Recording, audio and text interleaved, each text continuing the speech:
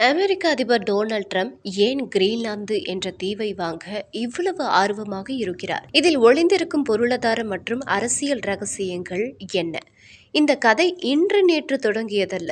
அமெரிக்காவிற்கு நீண்ட நாட்களாகவே கிரீன்லாந்தின் மீது ஒரு கண் உண்டு. 1867 அமெரிக்கா ரஷ்யாவிடமிருந்து அலாஸ்காவை வாங்கியது. அப்போதே கிரீன்லாந்தையும் வாங்கலாம் என நினைத்தது. 1946 இரண்டாம் உலக போருக்கு பிறகு அதிபர் ஹாரி ட்ரூமன் கிரீன்லாந்தை வாங்க $100 மில்லியன் தங்க மூலம் தருவதாக டென்மார்க்கிடம் கேட்டார். ஆனால் டென்மார்க் வேண்டாம் என்று சொல்லிவிட்டது.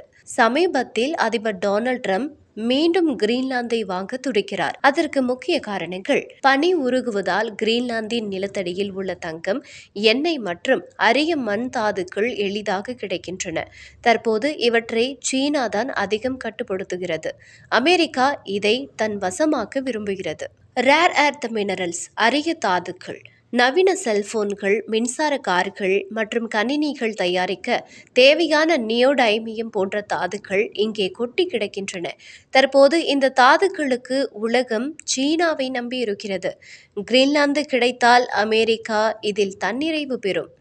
ஸ்ட்ராட்டஜிக்கலி லொகேட்டட், கிரீன்லாந்தின் அமைவிடம். உலக வரைபடத்தில் கிரீன்லாந்து அமெரிக்காவிற்கும் ரஷ்யாவிற்கும் இடையில் மிக முக்கியமான இடத்தில் உள்ளது.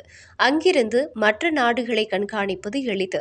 மேலும் ஸ்ட்ராட்டஜிக்கலி லொகேட்டட் என்பது இராணுவ ரீதியாகவோ அல்லது வணிக ரீதியாகவோ மிக முக்கியமான இடத்தில் இருப்பதை இது குறிக்கும். ரஷ்யாவும் சீனாவும் ஆர்க்டிக் கடல் பகுதியில் தங்கள் இராணுவ கப்பல்களை நிறுத்தி வருகின்றன.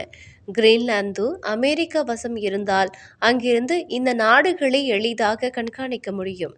சமீபத்திய செய்திகளின்படி கிரீன்லாந்தை நான் வாங்குவேன், அவர்களுக்கு பிடித்தாலும் பிடிக்காவிட்டாலும் சரி என ட்ரம்ப் அதிரடியாக கூறியுள்ளார். அமெரிக்காவின் நிலைப்பாடு: ட்ரம்பின் குழுவினர் கிரீன்லாந்தை விலைக்கு வாங்கலாம் அல்லது அங்கிருக்கும் மக்களுக்கு ஆளுக்கு $10,000 முதல் $1,00,000 வரை பணம் கொடுத்து தங்கள் பக்கம் இழுக்கலாம் என திட்டமிடுகின்றனர்.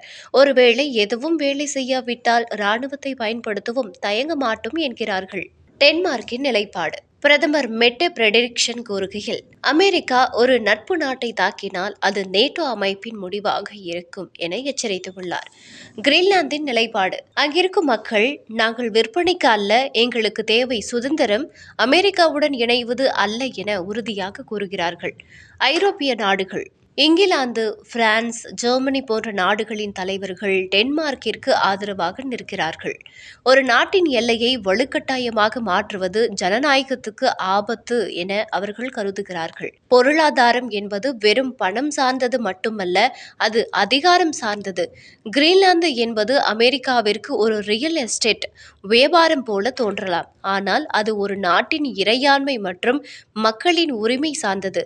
ஒரு வல்லரசு நாடு மற்றொரு நாட்டின் பகுதியை வாங்க துடிப்பது உலக அமைதிக்கு ஒரு பெரிய சவாலாகும்.